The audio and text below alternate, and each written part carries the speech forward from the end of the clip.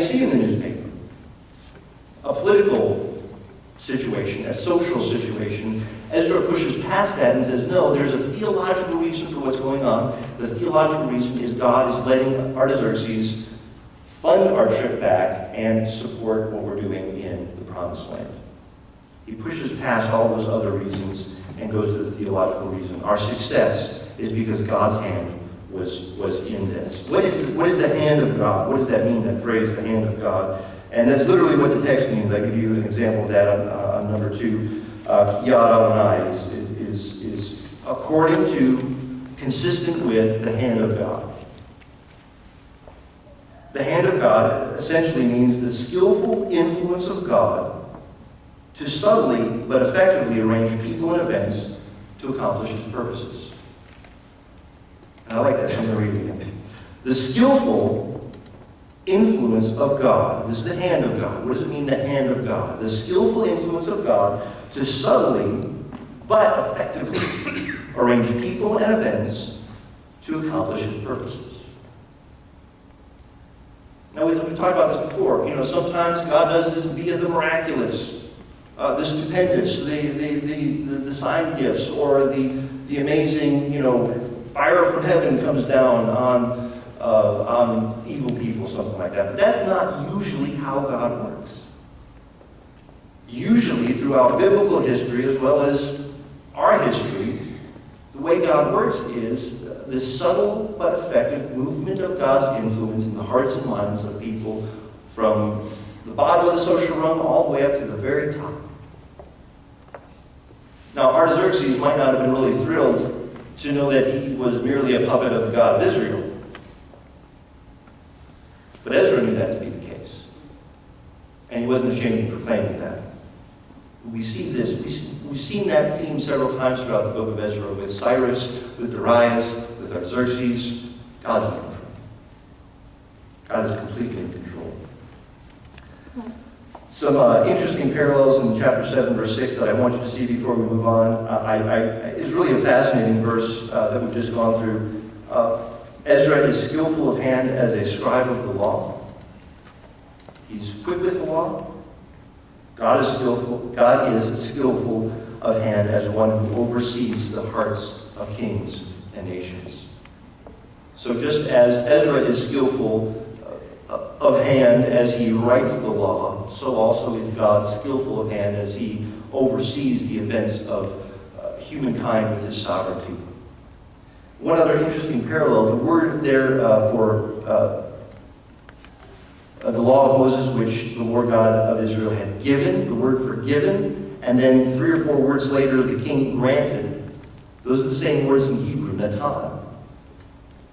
And I think that parallel is intentional.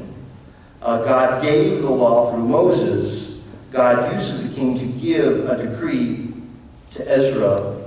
And in both cases, truth, or the movement of kings, it all roots back into the sovereignty of God, controlling circumstances for his glory, for his purposes. The individuals involved with this are mentioned in verse 7. Some of the sons, it says in verse 7, some of the sons of Israel and some of the priests and the Levites, the singers, the gatekeepers, and the temple servants went up to Jerusalem in the 7th year of King Artaxerxes. And we'll just keep on reading through verse 9. Verse 8, he came to Jerusalem in the 5th month, which was in the 7th year of the king. Verse 9, for on the first of the first month he began to go up from Babylon, and on the first of the 5th month he came to Jerusalem. And then Ezra adds this last phrase. He's giving us all these logistics, and then at the end of verse 9 he adds this phrase, because the good hand of his God was upon him. Always driving back to the theological causes, to the provision, to the protection, to the graciousness of God in relationship to his people. So just to kind of go back to verse 7, as before, there are priests, there are Levites, to emphasize the religious infrastructure of this new beginning, and there are other levels of religious leaders included as well. The singers, and I have a little note for you on singers, what the Hebrew word is, And it's very interesting. This particular office is only mentioned in Chronicles, Ezra, and Nehemiah in this whole cycle that Ezra's writing. This office is only mentioned there, but it is mentioned throughout Chronicles, Ezra, and Nehemiah. So what the post-exilic community is doing has continuity with the past. And this is just me making commentary, but I just thought it was interesting. Singing and music are significant to the believing community. And I just started picking out some verses and I tossed those out. I don't have a real agenda with those verses. I just thought some of those verses are very interesting. They're on note number 3. First one, 1 Corinthians 14:15. Paul is, he's talking about the role of music in the believing community. Not a lot of places in the New Testament where they talk about the use of music, but he mentions this, and it's very interesting. And what's going on in 1 Corinthians 12 through 14?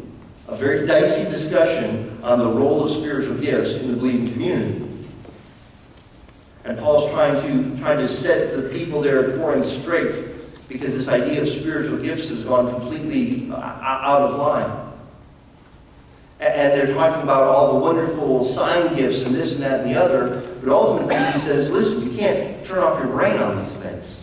In 1 Corinthians 14:15 he says, what is the outcome then? I will pray with the Spirit, and I will pray with the mind also.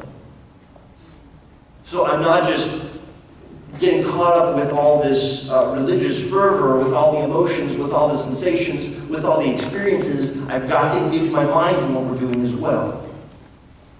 He says, I'm going to pray in the Spirit, and in the context here, at times he's talking about praying in tongues. But he says, usually I'm going to pray in the Spirit, but I'm going to pray with my mind also. And then the next phrase of that verse, he says, I will sing with the Spirit, and I will sing with the mind also. Which is a very interesting verse. Are you like me? Have you ever just sung a hymn, and it's one of your favorite hymns, and you love it, and then you get done with the hymn, and you don't really remember anything you've sung? Kind of like reading, like I read a page, and I have no idea what I just read. My mind wasn't engaged in the exercise. More and more, I'm looking at these, and we're singing A Mighty Fortress at the end of the service. Good choice, good choice.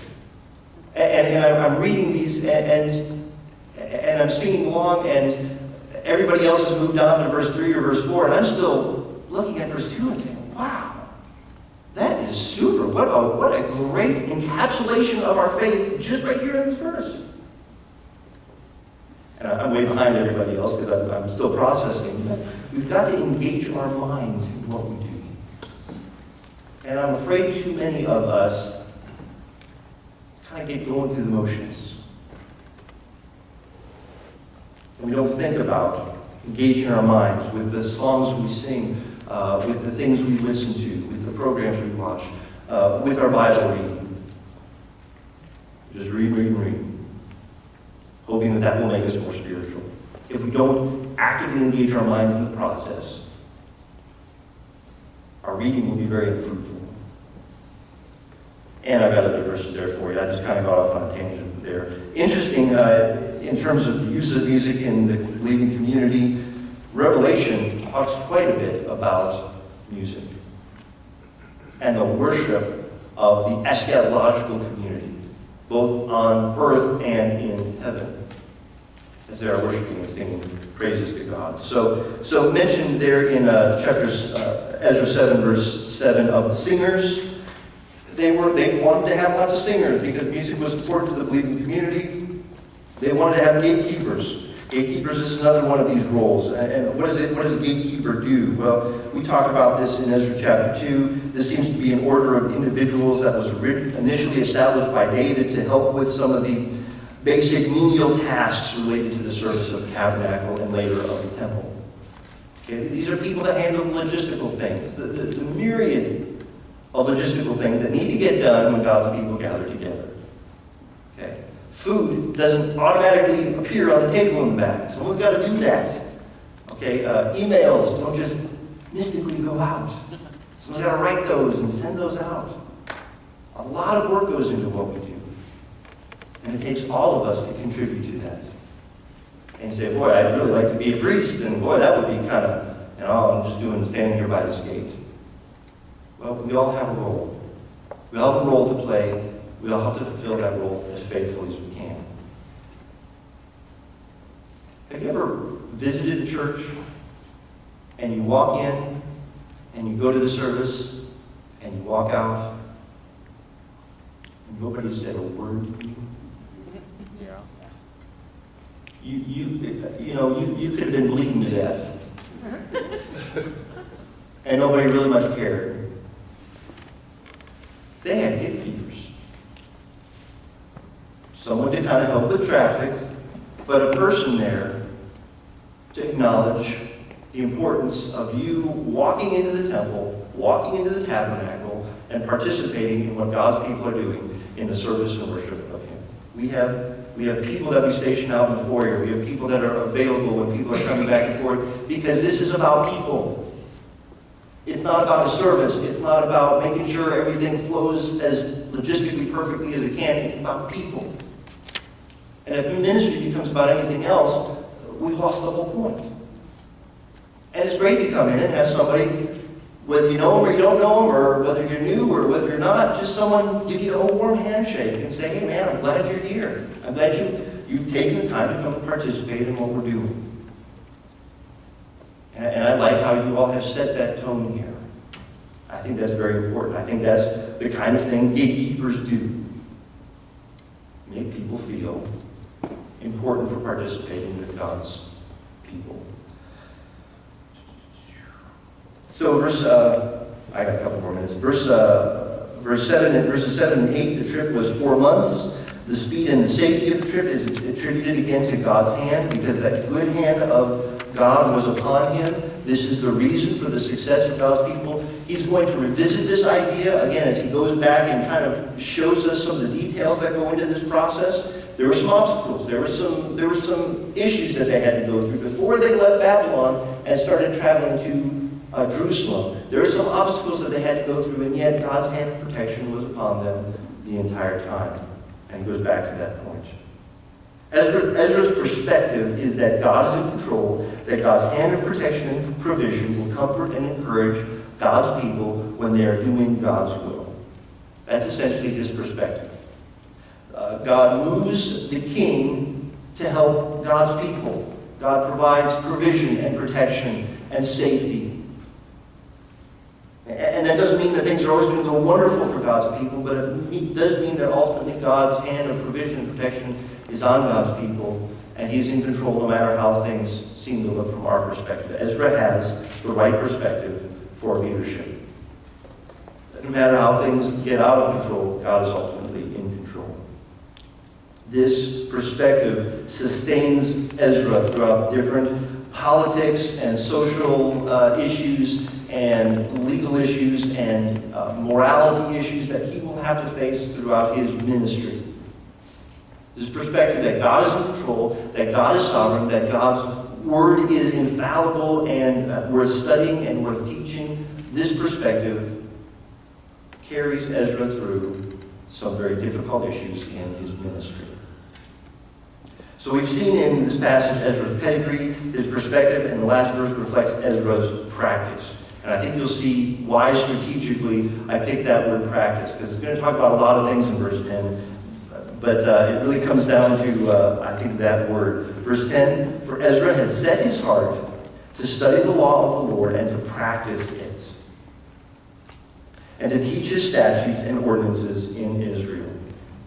The verse here begins with a little, if I've got a note there under the practice of Ezra, God's graciousness is linked to Ezra's attitude of devotion. The first word of this verse is a little conjunction key, which means it's kind of like therefore. It's linking God's sovereignty and God's protection with Ezra's faithfulness to God and God's law and God's priorities. God is blessing his people because they are focused on God's word and on doing God's will. For Ezra had set his heart to study the law of the Lord. Ezra set his heart. He made intentional decisions to be in God's Word, despite how he might have felt, or how busy he was, or the kids are up and they're screaming.